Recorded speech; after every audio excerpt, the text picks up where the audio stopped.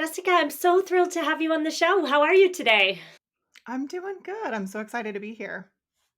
Well, again, I'm happy to have you. Today, we're talking all things advocacy.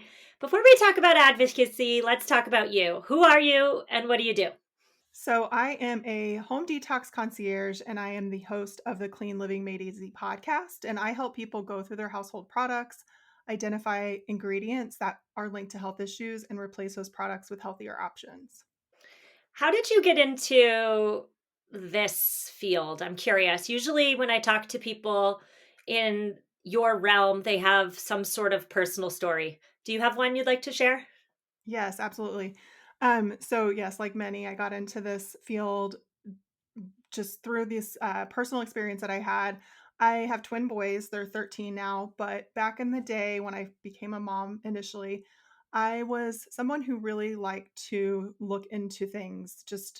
I think a lot of us, once we get pregnant and we have this responsibility of another human, in my case, two other humans, we just kind of really start to feel like we want to think more in depth about certain foods that we eat, things that we do, all of that stuff, because it's not just impacting us anymore.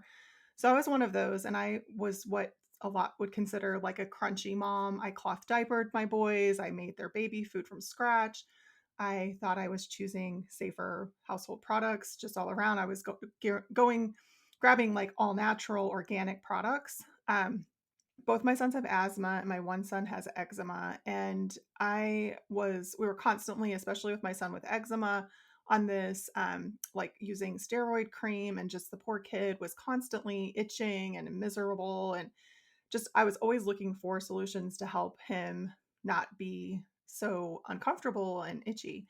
um, but I'd never put the connection together that it might be something that we're using as far as cleaning supplies or personal care products, only because the products I was using were already what I would have considered at the time ones to not be super irritating. But what I didn't know was that the personal care industry largely was unregulated. And when they were 5 years old, someone brought that to my attention and really started to get me thinking about not just gravitating towards those organic, all natural products, but flipping those bottles around. Because what I had learned is that those terms didn't really mean anything. And so what ended up happening was once I turned the bottles around, specifically the body wash I was using on my sons that was formulated for eczema and recommended by our dermatologist. It was just one of those things where I was giving him a bath and this was on my mind. I couldn't get it out of my head. I flipped the bottle around and I had started using a resource to look into those ingredients and found ingredients that were linked to hormone disruption in this all natural body wash, linked to known carcinogens, ingredients linked to irritating asthma, which, like I mentioned, both my sons have, and then an ingredient linked to irritating eczema, which was very concerning considering it was supposed to be soothing eczema. So a lot of ingredients were soothing to eczema, but the ingredient that was there to make it foam was actually one that had been linked to irritating eczema. So I was like, okay, this isn't right. And if I didn't know this information, I know that my friends and family and community didn't know it either, because I was one of those people that they would come to ask questions about safer stuff, right? So it just kind of put me on this path of switching my mindset from, um, you know, green to clean, which is now a very common term, but at the time it was not. And I really differentiate those two by green is more like green, like being on that green bandwagon, that green falling into greenwashing, which a lot of people don't realize that they're doing, but going from that mindset to a more educated mindset of looking into the ingredients, flipping the bottle around, learning how to identify ingredients that are problematic, and really taking that control back.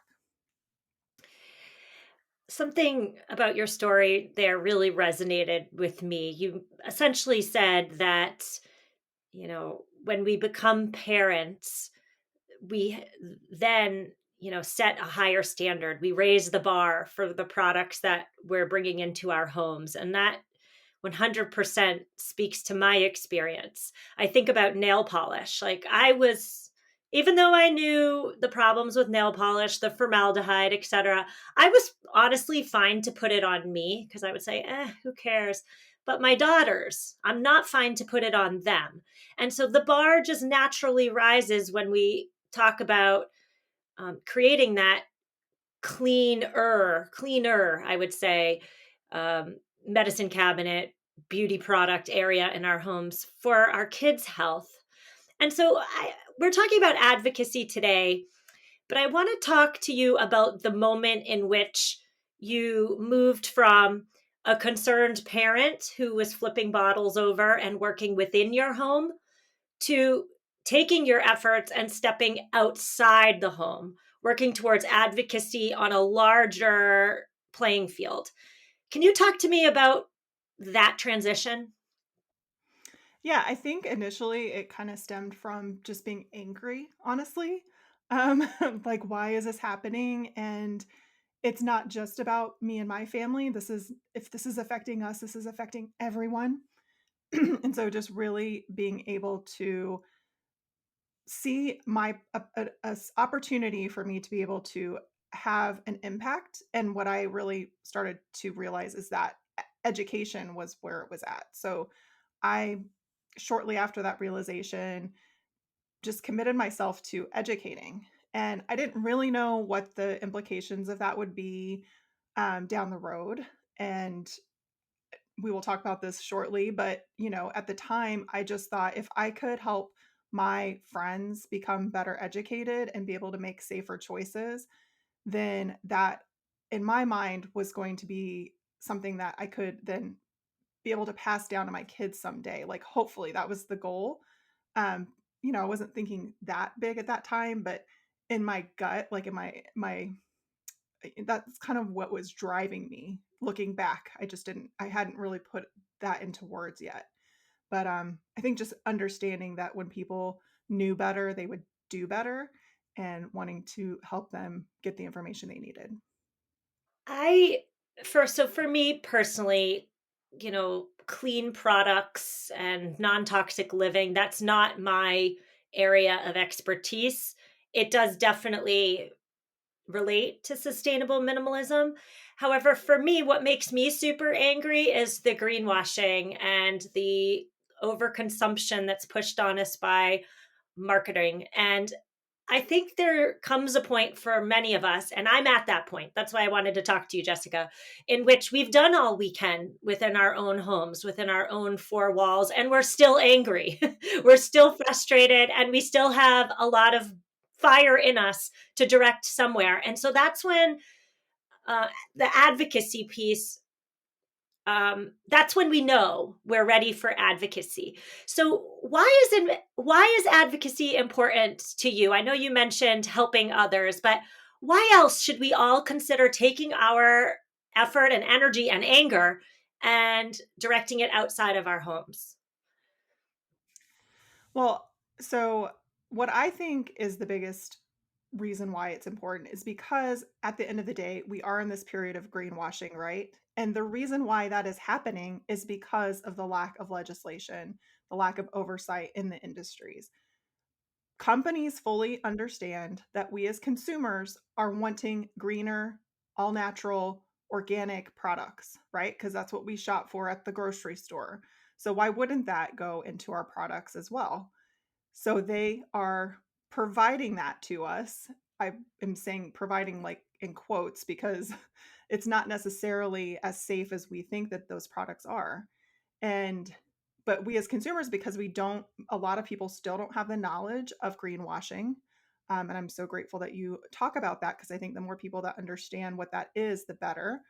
Um, so companies don't realize, or consumers don't realize that companies are doing this to us. So we're all, not all, but a lot of people are gravitating towards those products and really aren't doing that research. And it is so important. So in coordination with that, as we are educating ourselves, starting to do that research, doing all the things that we can to make safer choices, lending our voice to let Congress know that we deserve better is super important. They're up until 2020, 2022, December of last year, actually. There had not been a major update to the legislation since 1938. So over 85 years. So when it comes to personal care products, it's not just about, beauty products, it's about our kids' products. Hence why I was able to find those ingredients linked to health issues in my kids' products, men's products. It runs the gamut. None of that is regulated. And so we as consumers are wanting something that companies are putting a product in its place for.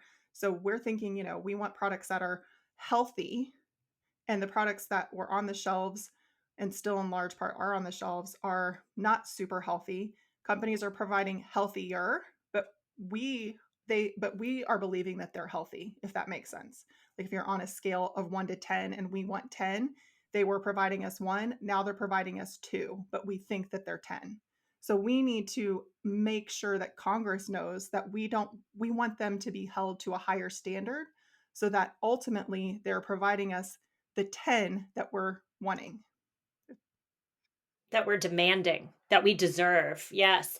It's the same in the greenwashing sphere, right? A tide is turning. I see it turning every darn day. I see it when brands come to me and want to advertise on my show, want to advertise their green line or their eco friendly this. By and large, they're changing the marketing because they know they want to hit the environmentalist subset of consumers, but they're not fundamentally changing the product to be more environmentally friendly. And so you mentioned Congress in your answer. Let's talk about your trip to Congress. Tell me all about it. Yeah, so last April, so April of 2022, I was selected to go to DC. Through my home detox concierge business, I've partnered with a few clean beauty brands that are doing better. Beauty Counter is one of them, and they coordinated this trip as they do every couple of years to go to DC and ask for more health protective laws in the industry. And I had been doing this for many years, meeting with my local representatives, asking them to update the laws, asking constituents in our area to reach out to our local representatives as well. But I had not had a chance to go to DC and experience that. So I was able to do that. And it was a very eye opening, actually very inspiring experience, and really opening my eyes to the fact that we are making progress, that things are happening, and to continue to go out there and talk to people about how important it is to make our voices heard. Just seeing how that has had an effect in the personal care industry in particular over the last 10 years has really inspired me to want to continue to do that work, and also, just want to get people to understand how our voices really do have an impact. I'm happy to hear you say that, Jessica, because I feel as though a lot of us, perhaps many listeners listening, think to themselves, they're jaded. They're tired, they're cynical. They think our voices don't matter. We are just little minions buying what's on the shelves, and our health, our preferences, they actually don't matter.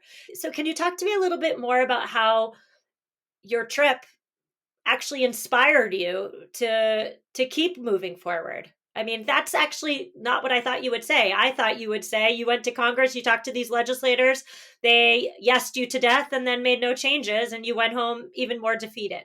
But it sounds like that's not the case. No. Well, and again, kind of leading up to that point, the work that I had done along with many other people in the beauty industry advocating for better beauty laws, just to kind of take a step back there so you can kind of get more of a sense of why this was so impactful. Like I'd mentioned, I had talked to my local representatives. I live outside of Philadelphia. I had met with our senator a couple of times and a local representative. And when I first started this, the first time I met with them, there was a low level staffer that came to join us and was very clear that he was not hearing, the office was not hearing from constituents about this issue. So I would say that's probably about 6 years ago that my first meeting occurred. And then so we let him know what was happening in the industry, why this was important, why it wasn't just about the beauty products, which should be important in and of itself, but trying to get him to understand the magnitude and the gravity of the issue. And he was shocked. He did not know about the lack of regulation. So he took that back to Senator Casey, let him know what was going on. And after that point, those next 2 years, because there was 2 years between that meeting with him and then the next one, we educated in our local community. We talked to people about this issue. We asked them to text, email their senators and representatives and get involved. So skip forward 2 more years, the same guy came, but brought 3 higher level staffers with him. There were 4 people there to talk to us that day. And it was very clear that they were hearing from constituents, that they understood the gravity of the problem, that they wanted to hear what our opinions were as far as solutions were concerned. So that was, let's say, 3 years ago. So then skip forward to April of last year of 2022, going in front of Congress. There were 200 of us there talking to 70 different representatives and senators. And they were serious. They understood. Some of them have been working on this issue for many, many years, but a lot of them just in the last couple of years had started to understand uh, just how important it was to change the laws. Every single one of them was hearing from constituents, were really committed to actually making a change. And I didn't know this before going into it, but what we learned in those meetings is that there was actually an opening that doesn't come across very often. I'm not going to go into the details of it because it's kind of boring, but the FDA essentially was going to be changing certain parts of the legislation, or Congress was going to be changing certain parts of the legislation that was related to the FDA. So there was this opening to be able to include other parts of pieces of legislation. So our conversations there were extremely powerful and important. Obviously, laying that groundwork leading up to that was a huge part of it. But what was happening was that they were seriously listening to us and asking us, what it was that we wanted to be included in that bill. And we had very clear talking points, things that we were requesting, which included a recall system, which most people do not realize there is no recall system in the United States. And For beauty products. correct. Yep. So yeah, if there's a product, which there are many, that is causing harm to a lot of people, there is nothing that the FDA can do to get that product off the shelf. They can issue a warning, but who reads the FDA warnings? Most people do not. Sometimes it comes across in our news feed, like the baby powder is one that a lot of people know about. There are a couple shampoos on the market that are causing people's hair to fall out. Um, there's been some news stories about that. There has been heavy metals found in products that are being sold to teenagers. There's been some news about that, but those are just some of them. There's a lot of that happening. So, asking them for a recall system, asking them to actually start looking at the research with ingredients as far as ingredients are concerned, and seeing what the science says about how overexposure to those ingredients, which many of them are used in most of our products. So even though one product isn't going to cause us harm, when we're putting it on our bodies through multiple products every day, research shows that it's linked to long-term health issues. So paying attention to that, like, let's not just assume that it's safe because the dose is not the poison. That's what they say, is the dose is the poison. So if it's just a little bit, then it's okay, but it's literally in everything, so it's not okay. So those are the types of things we were asking them to include. And then that led to, in December of 2022, them actually including this bill, first time in over 85 years, to finally update these outdated laws in the beauty industry. It's not going to take effect for a couple of years, but they have to give companies time to adjust. So we still really need to do our due diligence as far as our homework and educate ourselves. In a couple of years, it'll be better. It's not going to be great. It's a starting point. There's no regulation in this industry. So we have a lot of catching up to do compared to other countries. So the bill passed. Yes, the bill passed. Amazing. Jessica, congratulations. Wow. That's phenomenal. So I want to talk to you about what the rest of us can do. I mean, I honestly, to be completely frank, I don't know if at this point in my life, like, I want to do something, but I don't know if I want to go picket in front of the Capitol building personally. So it seems to me, though, that there are different levels of commitment when it comes to advocacy, when it comes to fighting for, what we want to see more of in the world.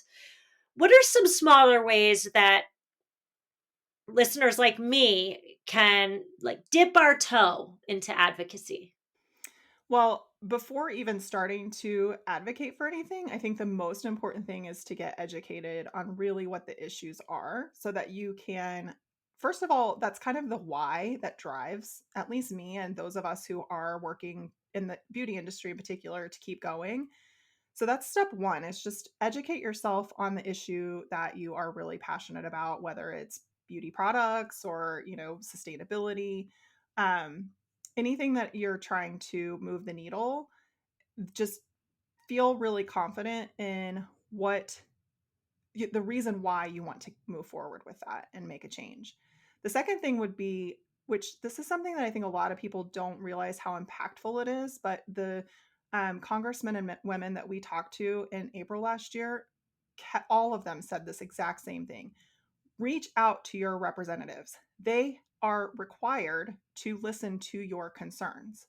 There are many ways to do this, but just making a phone call, just making sure they understand what is important to you goes a long, long way. So, for instance, for the personal care industry, there's a text that you can send out that will send you a link. You fill it out, and it literally puts together an email and asks Congress to support the most pressing issues currently right now that they're looking at. There's lots of things like that out there. So just find an organization that's aligned with what you're looking to do and find ways to connect with their text to action campaigns that they've got going on. So that's the first one.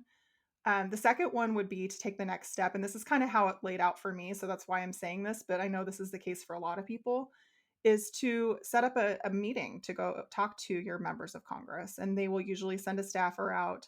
But again, they are obligated to listen to your concerns and to then report that back to the representative or Congress, the congressman or man or woman who they're working with.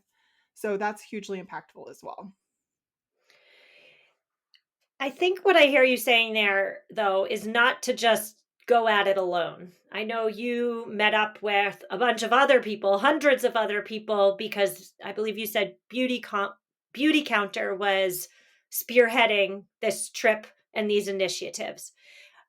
Is that right? I mean, the thought of doing this alone, going to sit down with I don't know, my congressman or woman, sounds really scary, but doing it with 200 other people who are also fired up just like me, that sounds a little bit less scary. Can you speak more to that? Yeah, I mean, the power really is in the numbers. And when we first started doing this work, there was very few people that were doing it. So that's why the education piece is so important too, because as you're learning things, then you want to share that stuff with other people who you think would benefit from knowing this information. And for our experience in particular, like Beauty Counter is a mission-based company, so this is something that they, have been working towards. So there are other organizations out there that have the that infrastructure already in place so that you're not creating that yourself. So look for organizations out there that are aligned with what something that you want to get involved with. And then they usually have ways that you can plug into text to action campaigns or putting together meetings so that maybe you might be coordinating that meeting, but you're not coordinating it alone. You're working in conjunction with somebody else who has their fingers on the pulse of the issue and kind of knows what needs to be talked about and what points really need to be driven home so that they can go back and talk about that.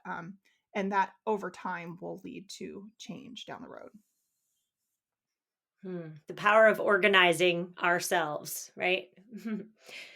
Yeah, I think the biggest thing that I have learned, I was not somebody that ever thought I would be doing advocacy work. Honestly, it just kind of fell into my lap again, but it stems from this real place of caring. And I don't want to leave this industry that I'm advocating in and just, like we talk about making more eco-friendly swaps in our house. Like we want to leave the future world to the next generation in a better place than what it currently is. So, it's not easy. There's certain days that, get super frustrated. For me, being able to experience that change or that legislation being passed in last year was a huge, huge thing to celebrate. But there were a lot of roadblocks that led up to that, and a lot of times where me and others involved in this cause were like, why are we doing this? Nothing's ever going to change. So just staying the course and being committed to whatever it is that is driving you, and thinking about that, the implications of your actions now and how that will affect things down the road. Hmm. As I was preparing to speak with you today, Jessica, I was thinking about how, especially in my realm, the conscious consumerist greenwashing realm, you know, corporations benefit when consumers stay silent, right? Corporations benefit when we silently fume in our own homes and don't use our voices and advocate for what we want to see more of. The only people benefiting, things benefit the only things corporations benefiting are those who are making money off of us, right? And so I'm wondering if you have any thoughts on that, because to stay silent, it seems to me, is a powerful way of maintaining the polluting status quo. Yeah. Yeah. I think when you're kind of going back to when we're talking about the education piece of this, it's so important to understand why you should raise your voice. And and for me at least, and my hope in sharing this story of my experience is that I think a lot of us don't realize how impactful our voice actually is. And so just understanding that those little steps that you take, those times that you reach out. I just texted Congress again today. I try to do it once a month. Like those, they all add up and over time make an impact. I think, when it comes to the personal care industry, the reason why I think, at least, that you feel that frustration is because the knowledge that people have now, people understand that there are ingredients in our products that are linked to health issues and are trying to do better. What they don't understand is the fact that the industry is unregulated and that they need to do their research. There are actually really good players out there. There are really good companies that are doing better. And supporting those companies is one thing that we can do. I know it's not directly related to advocacy, but I kind of view it as, you know, one and the same, where, being better, more conscious consumers, but then also partnering or pairing that up with telling Congress that we don't want to have to do all this research. It's exhausting to have to know all this information. Someday I hope that we don't have to talk about this. That's kind of my long term vision, is like, this isn't something that we should have to put time and energy and resources into, because companies should just do the right thing. But they're not forced to do the right thing, therefore they don't, because at the end of the day they're just trying to make money, and they can make money in pretty crazy ways. So Congress needs to let them know that that's not okay.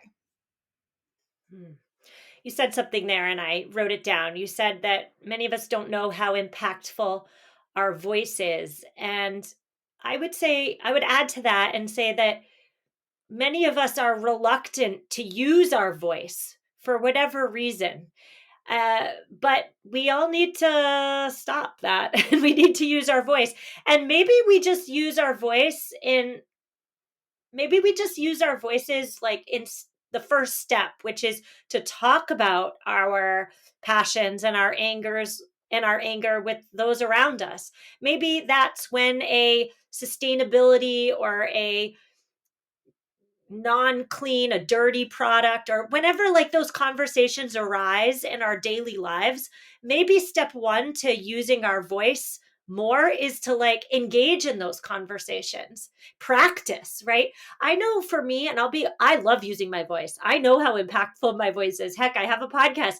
But even that said, when people in my own personal life, my neighbors, my friends, even heck, some family members come and talk to me about, what I'm trying to do here on this podcast or some sort of environmental issue, I tend, and I don't know why I do this, but I tend to like make myself small and answer the question, but not just answer the question, I guess is what I would do. I don't like engage in a bigger conversation or discuss about implications or any of that. And I actually don't know why I do that because I got a really loud voice. So I got to think about that. But what do you think about like step one being let's talk to other people about these pressing issues more? Because bringing this back around to what you said at the beginning of the conversation, you originally got into advocacy because you wanted essentially to fight for the people who didn't understand that the products on our shelves are dirty, for the people who didn't understand that the that clean beauty is important. Do you have any thoughts on that? Yeah, I think I think it's important for us to realize or to think about when we're having those conversations. And I know for me, this is sometimes you're talking about things that sometimes people don't want to talk about. Like, it can be a little bit of a heavy conversation to have. But for me, I really lean into, again, going back to when you know better, you do better. So leaning into that a little bit, everyone has their point in which this resonates with them. I, over the years, have had conversations with people that did not see the value in choosing clean products over something else that have since come around and really become passionate about it, either from a family member having a diagnosis or them themselves. Doctors more and more are, telling their patients to choose safer products, lower their toxic load overall as they're going through treatments and this, that, and the other. A child that has, asthma, all these different things that kind of lend themselves to people becoming more aware and wanting to have these conversations. I guess from my perspective, I think of it as I want people to know that this is something that I am passionate about and that they can have a conversation with me about. That, I understand everyone's on a different um, level as far as their knowledge and their concern about it. But I just think being able to share that this is something that I care about and that I'm open to talking to them about. Also, the other thing I really lean into is when it comes to environmental and personal care and these issues in particular that you and I are so passionate about, these are not party line uh, problems. These are things that really are affecting everyone. In my experience in my advocacy work, I work with people that are on both sides of the fence, that are completely understanding that this issue is a problem and that we need a fix to it. There are certain things that go beyond our political agendas and that type of thing. And I love that about this advocacy work that I do personally, is that it's something that brings people together. So thinking about that too is really important. Like if you're super passionate about something that has that same effect, like it should inspire you to want to continue to have those conversations. Yeah, I love that. Letting others know that you are a person who's willing and happy to discuss, right? Like instead of just using our voices, shouting from the rooftops to people who aren't receptive to what we want to talk about, instead of just making it known that we are willing to talk to anybody who wants to talk about, the issues we're passionate about. I love that. I'm going to work on that. Instead of shouting from the rooftops, I'm going to just let others know that I'm receptive to talking to them when they're ready. So, Jessica, tell my listeners where they can find more of you and more of your podcast, the Clean Living Made Easy podcast. Yeah, so you can go to cleanlivingmadeeasypodcast.com to check that out. And then I can be found on Instagram and Facebook at Clean Product Junkie. Well, Jessica, thank you so much for coming on the show. You've really lit a fire in me. I'm sure you did the same for my listeners. So thank you so much. Thank you for having me. This was amazing.